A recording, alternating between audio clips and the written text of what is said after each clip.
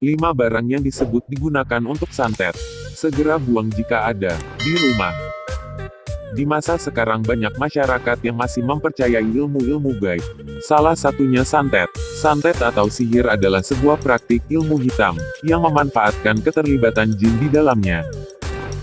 Biasanya pelaku santet akan terlibat suatu perjanjian bersama jin dengan memberikan sesuatu sebagai syarat atau tumbal.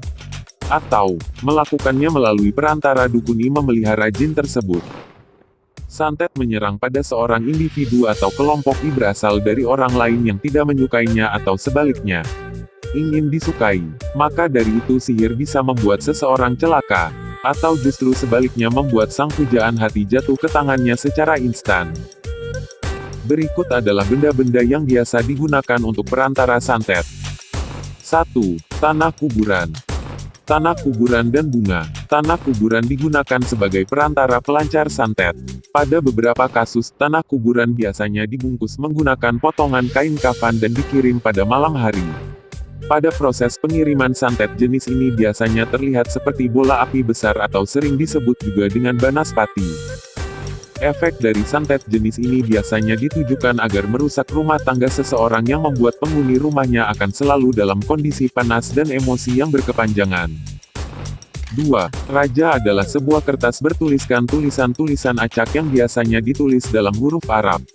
Kadang raja ini dibentuk menjadi bentuk manusia, hewan, atau pola-pola tertentu. Banyak masyarakat Indonesia masih percaya khasiat raja dan mengatakannya sebagai budaya atau didasari stigma konyol. Semua tulisan Arab adalah Al-Quran, tanpa tahu artinya. Padahal Islam secara tegas sudah menyebutkan raja adalah bagian dari praktik sihir yang tercela.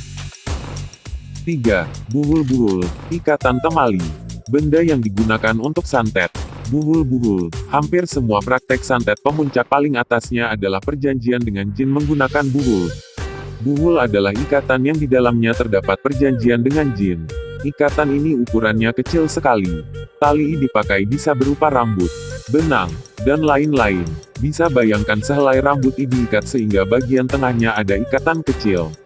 Nah, sekecil itu bisa dijadikan media buhul. Buhul ini adalah kunci pertama perjanjian dengan jin yang akan jadi partner manusia-manusia jahat. Yang mengerikan dari hal ini adalah, sang pelaku penyantetan tidak akan menaruh buhulnya di tempat yang mudah dijangkau. Ada ditaruh di pondasi bangunan, dimasukkan ke botol lalu dilempar ke laut, diletakkan di dasar sumur atau atap rumah kosong dan lain-lain. 4. Praktik boneka santet. Boneka untuk santet dipa. Praktek ini biasanya dipak untuk membuat malapetaka bagi korbannya berupa serangan fisik, mental, dan sebagainya. Syarat dari praktik ini sangat mudah, yaitu sesuatu yang ada pada diri orang yang mau disantet. Bisa bermodalkan foto, rambut, kuku, darah, dan lain-lain. 5. Binatang melata atau serangga. Benda yang digunakan untuk santet. Kelabang. Santet tidak selalu berupa serangan langsung yang gaib, tapi juga melalui perantara hewan-hewan berbahaya atau menjijikan. Biasanya kemunculannya tidak wajar dan masif. Biasanya hewan-hewan yang dikirim berupa ulat, kalajengking, ulat, kelabang, cacing dan sebagainya. Hewan-hewan ini muncul secara rutin di dalam rumah. Umumnya binatang-binatang ini muncul di kamar tidur atau kamar mandi.